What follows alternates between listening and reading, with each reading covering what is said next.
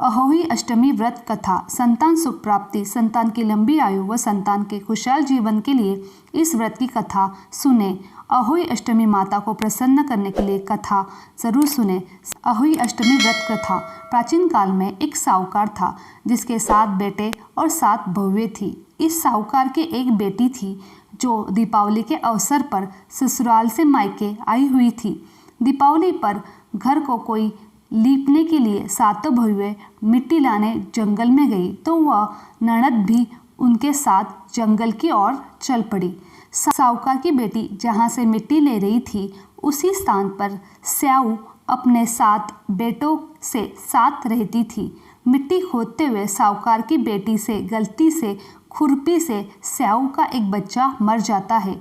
स्याऊ इस पर क्रोधित होकर साहूकार की बेटी से बोली, मैं तुम्हारी कोख बांधूंगी। स्याऊ की यह बात सुनकर साहूकार की बेटी अपनी 7 भाभियों से एक एक करके विनती करती है कि वह उसके बदले अपनी कोख बनवा ले। सबसे छोटी भाभी ननद के बदले अपनी कोख बनवाने के लिए तैयार हो जाती है। इसके बाद छोटी भाभी के जो भी बच्चे होते वह सभी 7 दिन बाद मर जाते। 7 पुत्रों की इस प्रकार मृत्यु होने के बाद उसने पंडित को बुलाकर इसका कारण पूछा। पंडित ने साहूकार की छोटी बहू को सुरही गाय की सेवा करने की सलाह दी। सुरही गाय छोटी बहू की सेवा से प्रसन्न होती है और उसे स्याऊ के पास ले जाती है। रास्ते में थक जाने पर दोनों आराम करने लगते हैं और अचानक साहूकार की छोटी बहू की नज़र एक और वह देखती है कि एक सांप गरुड़ पंखनी के बच्चे को डसने जा रहा है। तभी छोटी बहू उस सांप को मार देती है। इतने में गरुड़ पंखनी वहां आ जाती है और खून बिखरा हुआ देखकर उसे लगता है कि छोटी बहू ने उसके बच्चे को मार दिया है। इस पर वह छोटी बहू को चोंच मारना शुरू कर देती है। छोटी बहू इस पर कहती है कि उसने तो उसके बच्चे की जान बचाई है। गरुड़ पंखनी इस पर खुश होती है और फिर उसे सुरही गाय सहित अपने पंखों पर बिठाकर उन्हें स्याऊ के पास पहुंचा देती है। स्याऊ छोटी बहू की सेवा से प्रसन्न होकर साहूकार की छोटी बहू की कोख खोल देती है और उसे 7 पुत्र और 7 बहुएं होने का आशीर्वाद देती है। इसके बाद स्याऊ के आशीर्वाद से छोटी बहू का घर पुत्र और पुत्र वधुओं के साथ हरा भरा हो जाता है। अहोई अष्टमी का अर्थ एक प्रकार से यह भी होता है अनहोनी को होनी बनाना, जैसे साहूकार की छोटी बहू ने कर दिखाया था। दूसरी कथा इस प्रकार है। दंत कथा के अनुसार एक बार एक औरत अपने 7 पुत्रों के साथ एक गांव में रहती थी। एक दिन कार्तिक महीने में वह औरत मिट्टी खोदने के लिए जंगल में गई। वहां पर उसने मिट्टी खोदते समय गलती से एक पशु के शावक की अपनी कुल्हाड़ी से हत्या कर दी। उस घटना के बाद उस औरत के 7 पुत्र एक के बाद एक मृत्यु को प्राप्त हो गए। इस घटना से दुखी होकर उस औरत ने अपनी कहानी गांव की एक औरत को सुनाई। एक बूढ़ी औरत ने उस औरत को यह सुझाव दिया कि वह अहोई अष्टमी माता की आराधना करे। पशु के शावक की सोते हुए हत्या के पश्चाताप के लिए उस औरत ने शावक का चित्र बनाया और अहोई माता के चित्र के साथ रखकर उनकी पूजा करने लगी। उस औरत ने 7 वर्षों तक अहोई अष्टमी का व्रत रखा। आखिर में अहोई अष्टमी माता ने उससे प्रसन्न होकर उसके 7 पुत्र को फिर से जीवन प्रदान किया।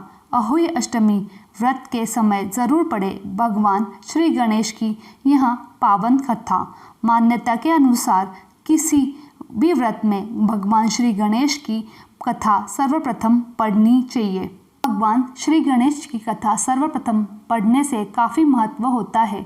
अहोई अष्टमी वाले दिन आप चाहे तो भगवान श्री गणेश जी की कथा को सबसे पहले भी पढ़ सकते हैं, अन्यथा आप इस कथा को अहोई अष्टमी माता की व्रत कथा के समय भी पढ़ सकते हैं। इस दिन जितनी ज़रूरी होए अहोई अष्टमी व्रत कथा पढ़े उतनी ही ज़रूरी है भगवान श्री गणेश की यह पावन कथा। मान्यता के अनुसार भगवान श्री गणेश जी की कथा पढ़ने से किसी भी व्रत का पूरा फल प्राप्त होता है। गणेश जी की कथा। दो देवरानी और दो जेठानी थी।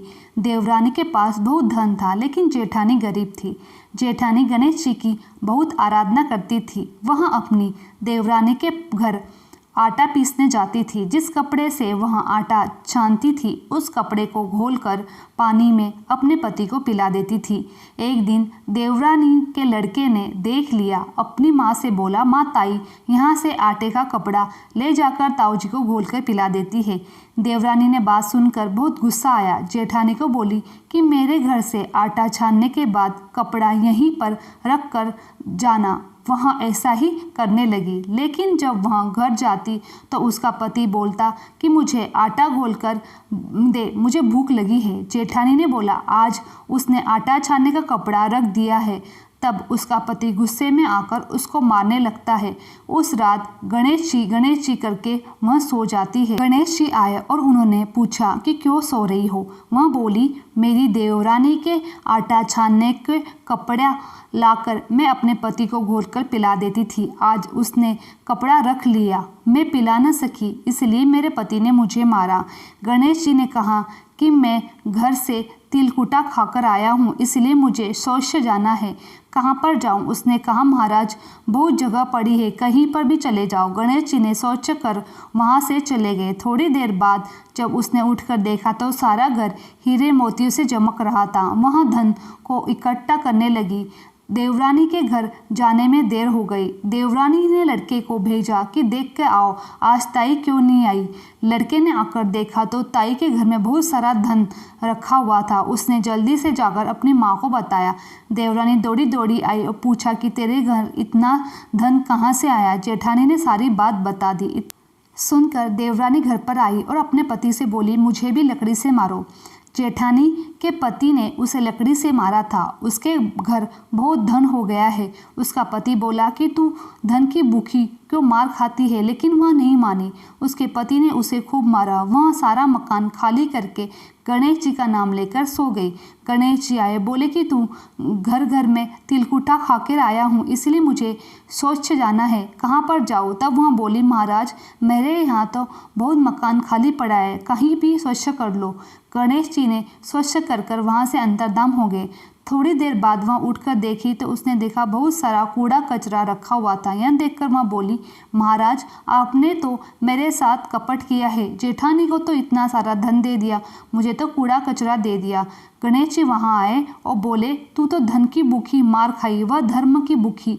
देवरानी बोली कि महाराज यह सब कूड़ा कचरा समेटो, मुझे तो धन नहीं चाहिए। तब गणेश जी ने कहा, तेरे पास जितना धन है उसमें से आधा धन जेठानी को दे दे, तब यह सब कुछ कूड़ा समेट लूँगा।